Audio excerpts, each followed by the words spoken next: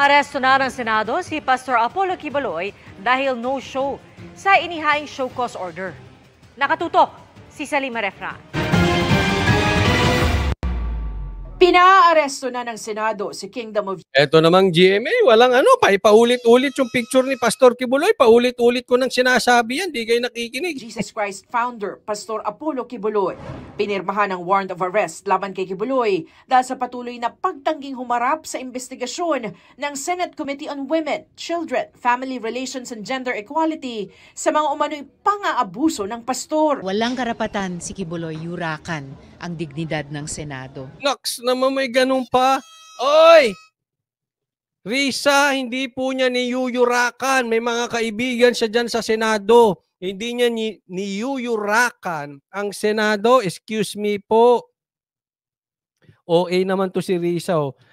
Alam nyo, kaya hindi sumisipot dyan si Pastor Quiboloy dahil alam niya hindi naman kayo mag-iimbestiga.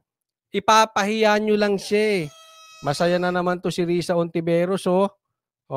Yan po, labas na po ang warrant di umano at ipapaaresto na daw si Pastor Quiboloy. Bakit ganyan ang gobyerno natin? Ano?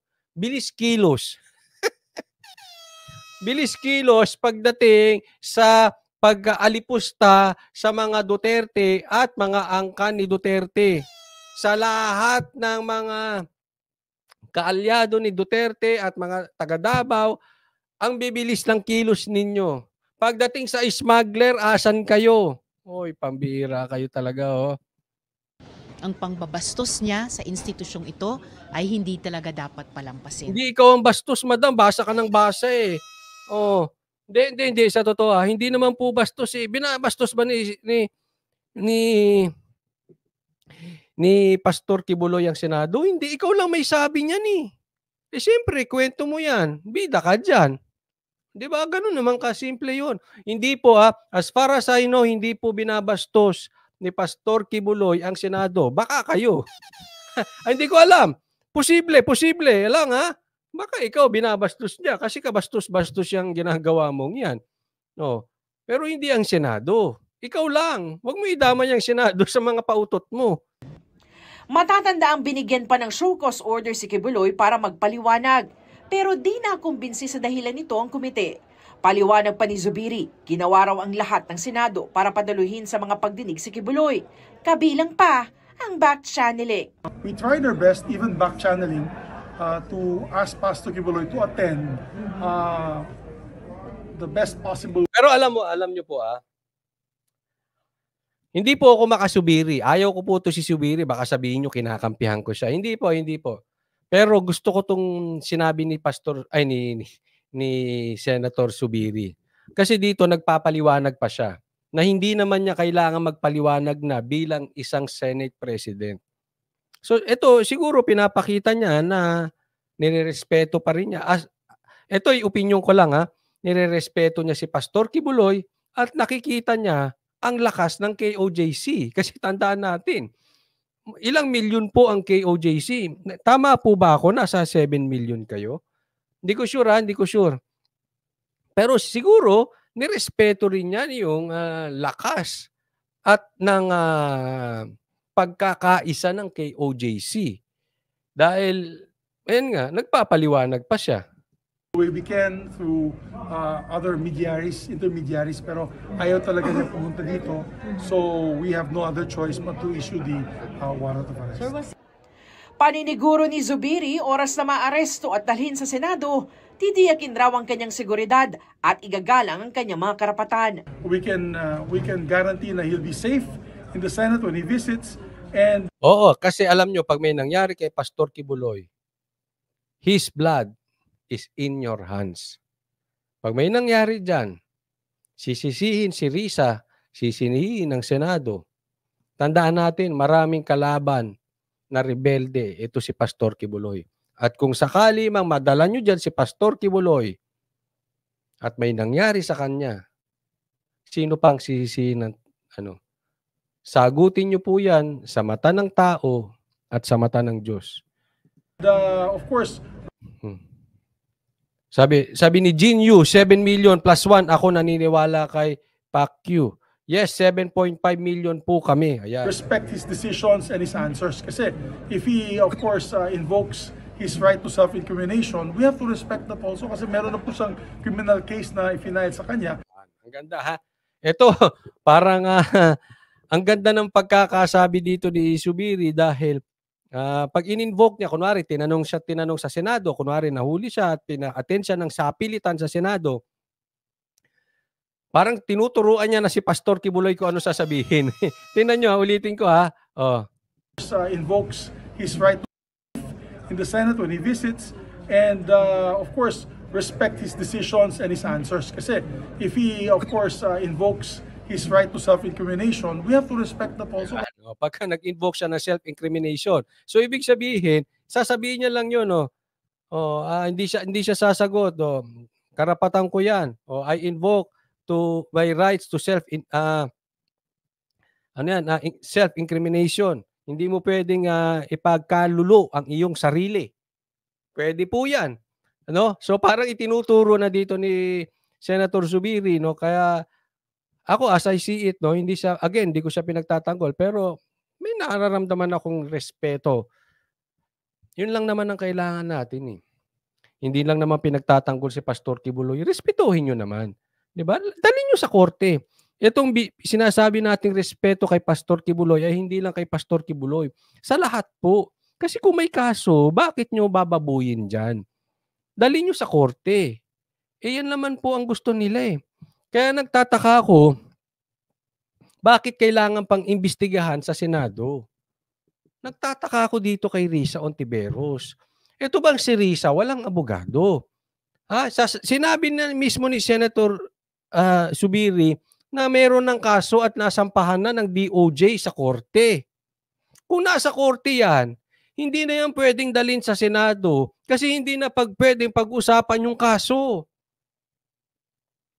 Ano ka ba, Senator Ontiveros? Ano bang nangyayari sa'yo? Wala ka bang abogado? Kasi meron na po siyang criminal case na ifinail sa kanya ng DOJ. Pagka may kaso ka, hindi mo na pwedeng pag-usapan yung kaso. Anong iimbestigahan nyo ron? Di ba? Naisampa na yung kaso na yun. Ano sasabihin ni Pastor Kibuloy dyan?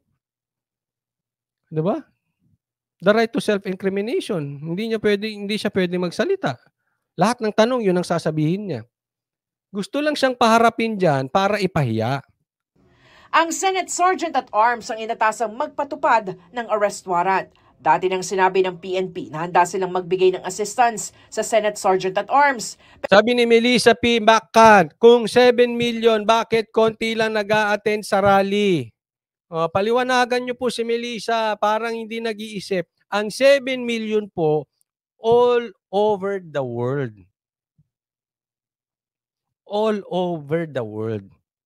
So, ibig sabihin, yung iba nasa ibang bansa. Hindi naman pwede magsiuwian niyang 7 million dito lahat para mag-rally.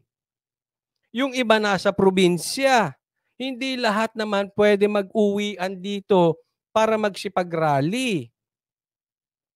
Naintindihan nyo? Yung iba may trabaho. Bibigyan kitang halimbawa. Ngayon, halimbawa, nanonood sa akin, halimbawa lang ha. Halimbawa lang to, nanonood sa akin 500. Kasi yung iba busy. 500 lang pag live ako nanonood. Pero kapag katapusan yan, after 1 day, after 2 days, ang nakapanood, makikita mo ang views nasa 10,000, 20,000, 30,000, 40,000, 50,000. Bakit ganon? Hindi po kasi nagkakasabay-sabay ang schedule. May tamang ganon. 'Di ba? Hindi po lahat ng 7 million sabay-sabay ang schedule. May mga trabaho po yang mga yan. Hindi lahat yan nasa Liwasang Bonifacio. Lagay mo 7 million sa Maynila. Ang sikip nun. KOJC pa lang yon. Sana po mag-iisip po tayo paminsan-minsan ha. Diretso. Sa mga miyembro ng OSAA sa implementasyon ng warrant. Samantala, ni Heidi Sacro, meron talaga mahina mag-isip. Meron. Sino kayang pinapanood na vlogger niya?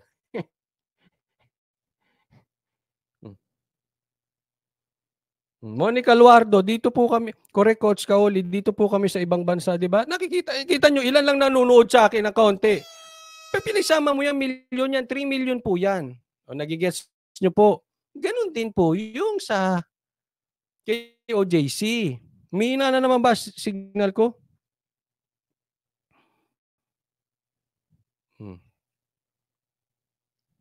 Ayos lang. Tutuloy po. May mahina ba? Andiyan pa. Melissa, sasagot ka pa. Kayo na sumagot dyan kay Melissa, ha? Pag sumagot, ha? Naisampa na sa korte sa Davao ang mga kasong sexual abuse of a minor at other acts of child abuse laban kay Kibuloy at 5 iba pa. Kaya nga hindi ko maintindihan sa katunayan, ha? Nasampahan na si Pastor Kibuloy. Anong pautot pa? Ano pang iimbestigahan nyo sa Senado? Hindi talaga kita ma-spell, Risa. Ang labo mo talaga. Endorso na rin ng City Prosecutor ng Davao ang kasong human trafficking pabalik ng Department of Justice sa Maynila. Sabi ni Melissa, sumagot pa, di pa rin ako naniniwala na 7 million member ni Kibuloy, pakita ka ng ebidensya. Bahala ka kung ayaw mo maniwala, hindi makita pinipilit eh. Oo, gusto mo nga, pwede kang umalis dito sa channel na to. Wala namang problema. Pero kung gusto mo magstay, welcome ka dyan. Ha? Sige. Ha? Para isampa naman sa Korte sa Pasig. Nauna nang sinabi ng DOJ na hihingi nila sa Korte Suprema na ilipat ang pagdinig sa mga kaso dito sa Metro Manila. May immigration lookout bulletin order na laban kay Kibuloy. Papahirapan talaga si Pastor, no?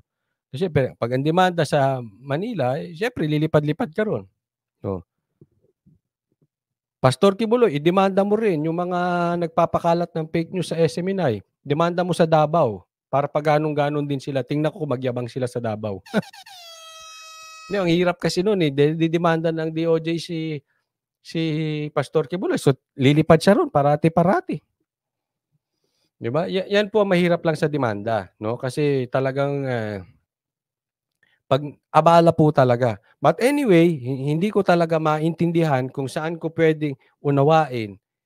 At alam to lahat ng abogado, ipagtanong nyo po na ipagtanong ko na po to. Pag may kaso ka na, hindi ka na po pwedeng imbestigahan sa Senado. Hindi ko po maintindihan anong meron to si Risa. Habang didinggin pa ang ihahaing precautionary hold departure order kontra rin kay Kibuloy ng DOJ. Wala pang tugon ang kampo ni Kibuloy sa aming mga text at tawag. Huwag nyo nang pansinin yan, GMA. Pagtungkol sa rally, hindi naman nila pinipick up. 'Di ba? Pagka sa kahihiyan ni Pastor Kibuloy, pinipick up nila. Wag mo nang tugunan 'yan, Pastor. Ilabas na lang mo dyan sa SMNI, sa DCAR, labas natin kung ano yung tugon mo. Ganyan lang naman yung mga yan eh. Sipahin ba natin? Wag. Ha? Hayaan nyo lang siya. Huwag mo sipahin. Sabi, sipahin ba natin? Hindi si Pastor ba? Sipahin daw yung basher. Wag. Ha? Tadyakan mo lang. Sabi, nagalit na tuloy. Ito yung basher si Melissa. Melissa, hindi kinakain ng pagiging tanga.